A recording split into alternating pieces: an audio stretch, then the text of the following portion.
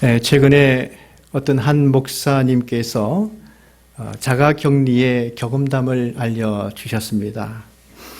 그분은 미국에서 한국에 들어오신 분인데요. 자가격리를 미리 생각하시고 그 기간 동안 해야 할 많은 일들을 계획하셨습니다. 그래서 이 많은 일들을 하다 보면은 충분히 자가격리를 잘 이겨내리라고 생각하셨습니다. 그런데 그 생각이 오산이었다는 것이죠. 일주일이 지나니까 내가 지금 여기 갇혀 있구나, 이런 생각 때문에 뇌가 잘 작동하지 않았다는 것입니다. 워낙 자기 관리를 잘 하시는 분임에도 불구하고 사람에 대해서 거리를 두어야 한다는 그것 때문에 생각까지 멈춘 느낌이었다고 말씀하십니다. 사랑하는 성도 여러분, 정말 이와 같은 때 우리가 살고 있는데 우리가 거리를 두어야 하는 사람이 있고 가까이 해야 하는 사람이 있습니다. 오늘 이 하나님께서는 옛 사람은 벗어버리기까지 거리를 두어야 하지만 새 사람은 나와 하나가 되듯이 입어야 한다고 말씀하고 있습니다. 여기 옛 사람이라고 하는 것은 고리적부터 알던 사람이 아닙니다. 그리고 새 사람이라고 하는 것은 내가 알지 못하던 낯선 사람을 말하는 것이 아닙니다. 여기 옛 사람이라고 하는 것은 예수님과 상관이 없는 나를 말합니다. 새 사람이라고 하는 것은 예수님과 관계된 나를 말하는 것입니다. 여러분, 집안의 경사 중에 경사는 무엇입니까? 자녀가 어려운 시험에 합격했을 때 경사이지요. 그런데 그것보다도 더 큰 경사는 자녀가 결혼하는 것입니다. 그래서 새 사람이 우리 집안에 들어오는 것을 우리는 경사라고 말하죠. 그러나 이 새 사람이 우리 집에 들어오지만 그 새로운 마음이 얼마나 오래 가던가요? 짧으면 1년이고 길면 2년입니다. 그 기간이 지나면 전혀 새롭지도 않습니다. 서로에 대해서 실망하기도 하고 원망도 일어나고 불평도 잦아지게 되는 것입니다. 우리는 내가 몰랐던 낯선 사람을 새 사람이라고 말하지만은 하나님께서는 이 낯선 사람을 새 사람이라고 말하지 않습니다. 하나님이 말씀하시는 새 사람이라고 하는 것은 심령이 새롭게 된 사람을 새 사람이라고 말씀하고 있습니다. 여러분, 아무리 낯선 사람도 그 사람의 심령이 새롭게 되지 못한 사람을 만나게 되면 옛사람을 만나는 것입니다. 그러나 30년 지기가 된 사람을 만나도 예수를 잘 믿는 사람을 만나게 되면 새로운 경험을 하는 것이죠. 날마다 새 사람을 만나는 것처럼 되는 것입니다. 왜냐하면 그 사람 안에 심령의 새로움이 있기 때문인 것이죠. 우리는 오늘 이 말씀을 주목해서 보아야 합니다. 왜 하나님께서는 이미 그리스도인 된 에베소 성도들에게 이 사도 바울을 통해서 이와 같은 말씀을 주셨는가를 깊이 우리는 생각해 보아야 합니다. 특히 어떤 말씀을 주목해 보아야 합니까? 새 사람을 입어라. 이 말씀을 주목해야 됩니다. 이들은 말할 것입니다. 우리는 이미 그리스도인인데 왜 새 사람을 입으라고 하나님이 또한 말씀하실까? 우리는 이렇게 생각할 수 있습니다. 야구 선수를 보십시오. 이 타자들은 하루에도 1000개씩 배팅 연습을 합니다. 그 사람들은 프로 선수인데 왜 매일 배팅 연습을 할까요? 자세를 가다듬기 위해서입니다. 글 쓰는 작가가 있습니다. 불후의 명작을 남기고 싶어 할 것입니다.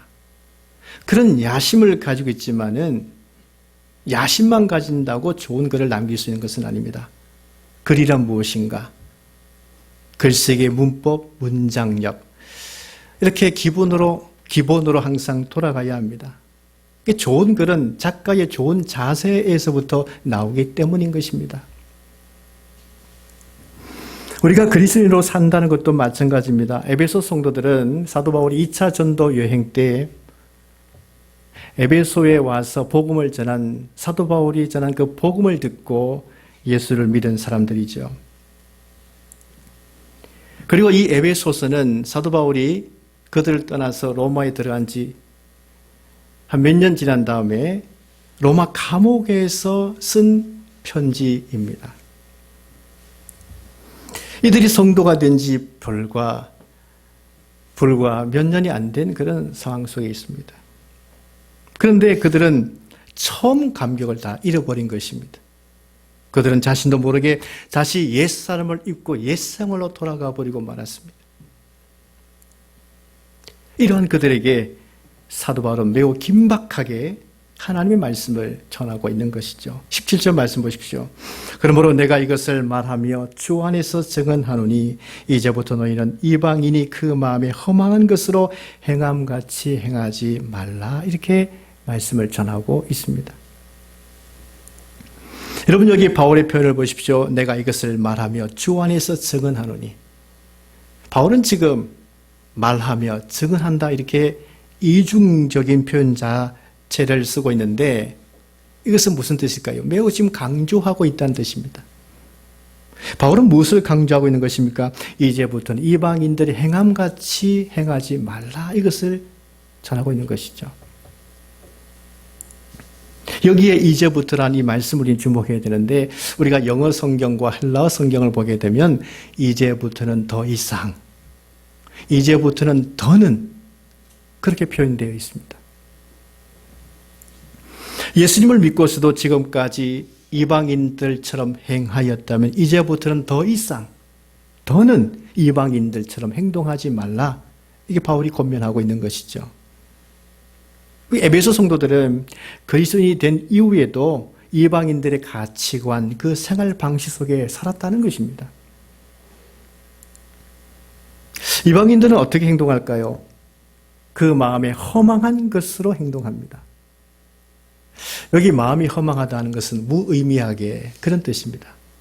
이방인들이 열심히 행동하지만 그 모든 행동 자체가 사실 무의미하다. 그런 뜻입니다. 그런데 중요한 것은 이 허망하다 이 단어가 말이죠. 우상숭배와 연관되어 있는 단어입니다. 여러분 우상숭배 어떻게 이해하십니까? 하나님보다도 더 의존하는 대상이 바로 우상이죠. 내가 하나님보다 더 의존하는 모든 것이 다 우상이 될 수 있는 것입니다. 우리 같은 사람을 좋아합니다. 그런데 그 사람을 절대적으로 의존한다면 그 사람이 우상입니다. 그리고 그 사람이 없어서는 절대로 안 된다. 그런 마음의 가짐도 우상입니다. 하나님은 사람을 절대적으로 의존하기를 원치 않으십니다. 세상엔 절대적인 대상, 절대적인 사람은 없습니다. 사람은 누구든지 실수하고 판단을 잘못할 수 있습니다. 사람은 언젠가는 약해집니다. 퇴장하게 되어 있습니다. 세상을 떠나가게 되어 있습니다. 절대적인 사람은 없습니다. 이런 물질 절대적이지 않습니다.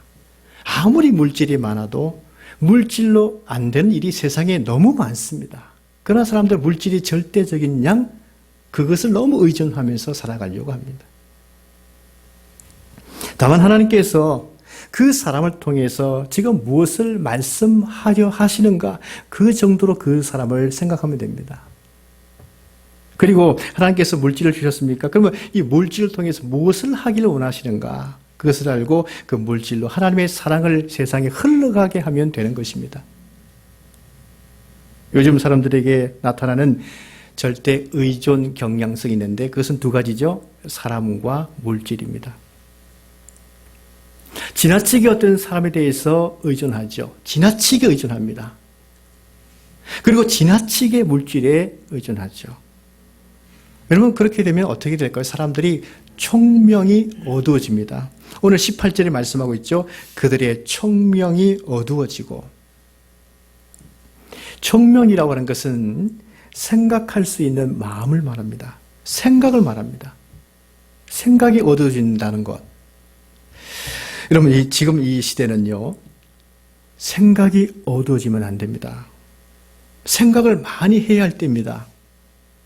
여러분 지금 이 시대는요. 그냥 맹목적으로 어떤 사람을 맹목적으로 어떤 대상을, 맹목적으로 어떤 물질을 따라가면 안 돼요. 맹목적이면 안 됩니다. 잘못하면 우상숭배에 다 빠질 위험이 있습니다. 그러면 나중에 다 후회할 일들만 생기게 됩니다. 열심히 그 사람을 절대 의존해서 따라갔는데 알고 보니까 아니었어요. 사람을 따라가면 안 되는 거예요. 우리 하나님도 마찬가지죠. 우리 하나님께서도 하나님을 예배하라, 경배하라, 섬기라 하셨지만 하나님께서는 한 번도 하나님을 우상화하라고 말씀하신 적 없습니다. 하나님께서는 사람들의 마음을 다 아시죠. 어느 정도까지 다 아시냐면 사람들이 하나님을 우상화할 것까지도 아셨습니다. 여러분, 시내산 아래에 있는 사람들이 이제 모세가 시내산 꼭대기 올라간 다음에 보이지 않았습니다. 40일 동안. 그러자 이 사람들이 두려운 나머지 금을 부어서 금송아지 우상을 만들죠. 그러면서 하는 말이 이 우상이 우리를 애굽에서 인도하여 낸 하나님이다 했습니다. 여러분, 어떻게 보면 굉장히 의미 있는 말 같지 않습니까? 그러나 하나님께서는 당장 모세를 시내산에서 내려보냈죠. 그리고 그 우상을 파괴하게 했습니다. 그 돌판으로 던져가지고 우상을 깨뜨려서 그냥 갈아버렸죠. 하나님은요, 하나님을 우상하는 것까지도 원치 않으셨어요. 잘 들으셔야 됩니다. 여러분, 우상화하는 순간부터 모든 생각은 멈춰지게 됩니다. 총명이 사라집니다. 그 마음의 생각이 어두워집니다.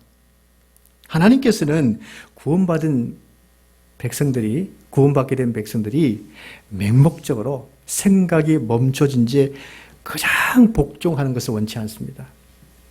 하나님이 원하시는 것은요, 하나님께서 얼마나 위대하신 하나님이신가, 얼마나 우리를 구원하심이 감격스러운 일인가, 하나님께서 우리를 얼마나 사랑하시는가, 얼마나 하나님은 은혜로우신가, 그 하나님을 생각하면서 하나님을 섬기기를 원하십니다. 그 말은 자발적인 순종을 원하십니다. 강제를 원치 않고요. 강제로 복종을 원치 않고 은혜를 깨달아서 자발적으로 하나님을 경배하기를 원하세요. 그래서 하나님께서는 구원하신 백성들에게 하나님을 생각하라, 하나님을 생각하라. 여러분, 구약 성경 보십시오. 아니면 검색한 해보십시오. 요즘은 컴퓨터로도 검색할 수 있습니다. 그러면 성경 검색해 보면 생각의 단어가 얼마나 많이 들어있는지. 사무엘상 12장 말씀 보시면 사무엘 선지자가 백성들에게 전한 하나님의 말씀이 나오는데요. 이스라엘 백성들이 이 사무엘 선지자에게 하나님께 부탁드려서 우리에게도 세상 나라처럼 왕을 달라고 요구했습니다. 하나님께서는 이스라엘 백성들의 그 청을 들어주셔요. 이때 사무엘 선지자가 백성들에게 하나님 말씀 전합니다. 하나님이 왕을 허락하셨지만 항상 하나님을 생각하라고 하는 그 말씀을 전합니다. 그러면서 너희 조상들이 애굽의 고통 때문에 여호와께 부르짖었을 때에 여호와께서 모세와 아론을 보내사 애굽에서 인도하여 낸 것을 생각하라고 말씀을 전합니다. 그리고 이 가나안 땅에 들어와서 잘 살다 보니까 여호와를 잊었을 때에 블레셋 나라로부터 지배를 당하지 않았느냐. 그래서 또 고통 때문에 부르짖지 않았느냐. 그래서 하나님께서 사무엘 선지자를 보내사 그 원수들에게서 건져내신 것을 생각하라고 말씀을 전합니다. 그리고 너희가 지금 왕을 요구했을 때에 하나님께서 들어주셨지만 너희는 여호와께서 너희를 위하여 행하신 그 큰 일들을 생각하여 오직 그를 경외하고 너희 마음과 뜻을 다해서 진실의 여호와를 섬기라고 말씀을 전합니다. 그럼 여기에 이 사무엘상 12장에도 여호와를 생각하라, 생각하라, 이 얼마나 많은 단어가 나옵니까? 하나님께서 원하시는 것은 생각입니다. 그런데 우상 숭배에 빠지게 되면요, 생각이 어두워집니다. 맹목적으로 따라가는 거예요. 맹목적으로. 그럼 무지해지는 거예요. 마음도 굳어지게 되는 것입니다. 하나님의 생명에 떠나 있기 때문에 그런 현상이 나타나는 거예요. 여러분, 그리스도인들은 감각이 있어야 됩니다. 감각이. 감각이 있다라고 하는 것은 바늘로 손을 딱 찔렀을 때에 아픔을 느끼는 것이 감각이죠. 이게 되게 중요합니다. 아픔을 느낀다는 게 매우 중요합니다. 그래서 이 감각이 있다라고 하는 것은 양심의 소리를 듣는다, 그런 뜻입니다. 하나님의 사람들은 하나님께서 내 양심에 교훈하는 그 소리를 듣는 사람들입니다. 그 대표적인 사람이 다윗이죠. 시편 16편에 주밖에는 나의 복이 없나이다, 그런 표현을 한 다음에 그러면서 기록한 말씀이 무엇입니까? 나를 훈계하신 여호와를 송축할지라 밤마다 내 양심이 나를 교훈하도다, 이러한 말씀을 기록하죠. 다윗은 하나님의 말씀을 들을 때마다 혹시 내 양심에 문제가 없는가, 내 양심에 거리낌이 없는가, 그 양심의 소리를 들었다는 겁니다. 그런데 오늘 말씀 보십시오. 하나님을 생각하지 않고 세상 것에 절대적 의존하면서 우상숭배처럼 살아간 사람들을 보십시오. 그 사람들 감각 없이 살아갑니다. 양심도 없이 살아간다는 거예요. 오늘 19절 말씀 보십시오. 그들이 감각 없는 자가 되어 자신을 방탕에 방임하여 모든 더러운 것을 욕심으로 행하되 라고 기록하고 있습니다.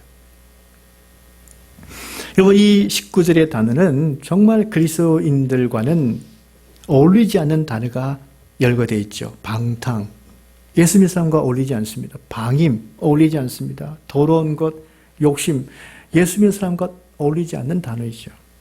방탕은 절제하지 못하는 것을 말합니다. 방임은 내버려 두는 것을 말하죠. 더러운 것을 욕심으로 행한다는 것은 음란하고 부도덕한 것에 욕심을 내는 것을 말합니다. 그리스도인들은 이렇게 살라고 배운 적이 없죠. 20절 말씀 보십시오. 오직 너희는 그리스도를 그같이 배우지 아니하였느니라, 이렇게 말씀하고 있습니다. 여러분, 바울이 에베소에 처음 들어가서 예수님의 복음을 전할 때에 죽어서 꼭 천국에 가십시오, 이 복음만 전하지 않았습니다. 우리가 지금 에베소서 말씀을 쭉 1장부터 보고 있는데요.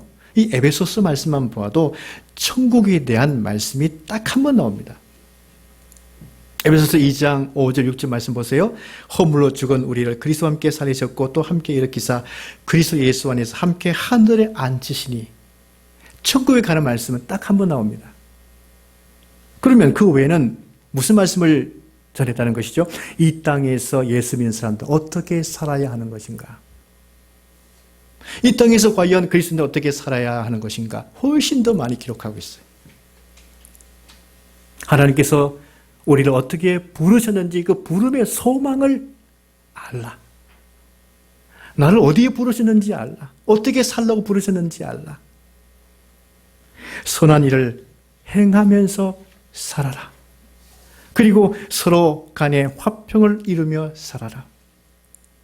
하나님의 사랑을 알아가는 데 힘을 써라. 그 하나님의 사랑이 얼마나 넓고 깊고 높은지를 알게 힘써라. 겸손과 온유와 오래 참음과 사랑 가운데 서로 용납하라. 이 땅에서 그리스도의 몸을 세우며 살아라. 성숙한 그리스도로 살아라. 하나님이 원하신 것은 무엇입니까? 하나님께서는 사람들이 이와 같이 새 사람으로, 새로운 사람으로 이 땅에 살기를 원하신다는 것을 전하고 있는 거예요. 1940년대 일입니다. 미국의 프린스턴 신학교의 교장을 역임한 존 맥케이라는 사람이 있습니다. 미국의 프린스턴 신학교는 굉장히 좋은 신학교죠. 근데 그 교장을 역임한 존 맥케이라는 사람이 14살 때 일입니다. 이 14살 때 이 에베소서 말씀을 읽었어요. 근데 이 에베소서 말씀을 그가 14살 때 읽고 회심했습니다. 이 에베소서 말씀 안에 여기에 새로운 세계가 있구나, 여기에 새로운 세상이 있다 하는 것을 발견하고 회심했어요. 여러분, 1940년대는 어떤 때일까요? 세계 제2차 대전 때입니다. 독일 나치가 전쟁 일으켜서 유럽을 먹고, 여러분 또 일본이 미국까지 진주만 공격했던 그런 무서운 전쟁 시대가 바로 1940년대입니다. 여러분, 그 당시 전쟁이 났을 때 무고한 사람들 얼마나 학살을 많이 당하고 고통당했습니까? 이때 많은 사람들 생각했습니다. 과연 이 땅에 살 수 있는가? 희망이 있는가? 그 고통 가운데 고민하면서 시간을 보낼 때였어요. 그런데 이 존 맥케이가 그 14살 때에 이 에베소서 말씀을 읽으면서 희망을 본 것입니다. 예수 그리스도 안에서는 화해를 이룰 수 있구나. 전쟁 대신에 화평을 이룰 수 있구나. 이 복음을 여기서 발견하게 된 것입니다. 그래서 그는 말했습니다. 나는 새로운 세계를 보았습니다. 나는 타인에 대한 새로운 태도를 가지게 되었습니다. 나는 하나님을 사랑했습니다. 예수 그리스도께서 모든 것의 중심이 되셨습니다. 나는 소생한 것입니다. 이렇게 글을 썼어요. 하나님께서 우리에게 보고 싶으신 것은 예수 그리스도 안에서 새 사람 되는 겁니다. 심령이 새로워지는 것을 보고 싶으십니다. 그리고 새 사람 되어서 예수님 안에서 화평을 이루며 살기를 보고 싶어 하십니다. 그러기 위해서 옛사람을 벗어버려야 하는데 22절 말씀 보십시오.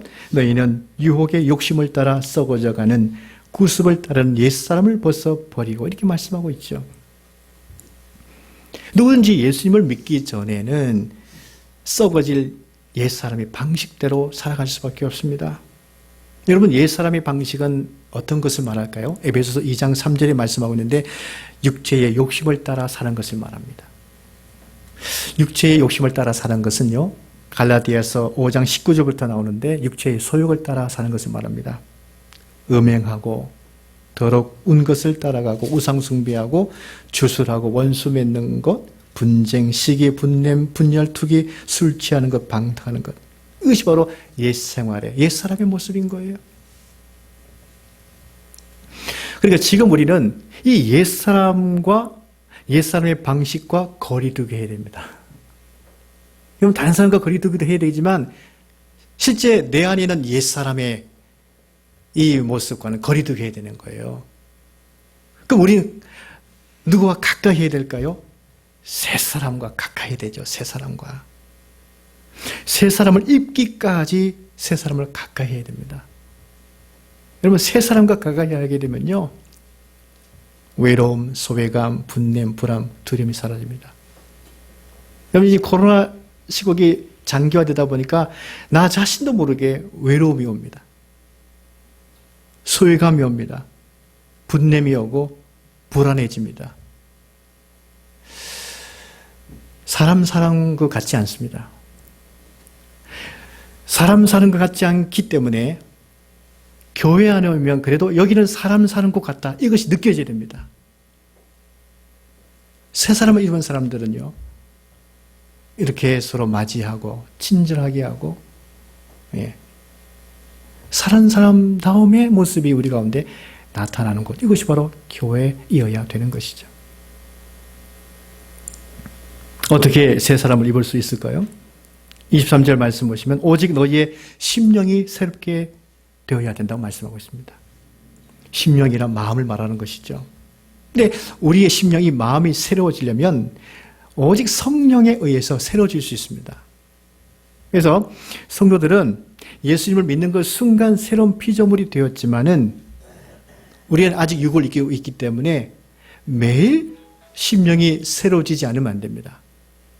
매일 지속적으로 심령이, 마음이 새로워지려면 매일 우리는 성령님을 의지해야만 되는 것입니다. 성령께서 우리를 새롭게 하신다고 말씀하고 있지 않습니까? 그래서 우리는 지속적으로 마음을 새롭게 하시는 성령님을 매일 순간마다 의지해야 돼요. 그럴 때 우리는 하나님의 의를 따라 하나님의 진리의 거룩함을 따라 지원받은 새 사람을 계속 입을 수 있고 새 사람과 가까이 할 수 있는 것입니다. 새 사람과 가까이 하게 되면 옛 사람은 거리두기 할 수 있습니다. 지금 시대는 우리 마음을 새롭게 하시는 성령을 의지해야 합니다. 그러므로 새 사람을 계속 입음으로 새 사람답게 화해와 화평을 이루며 살아가는 우리 모두가 될 수 있기를 간절히 축원합니다. 기도하겠습니다.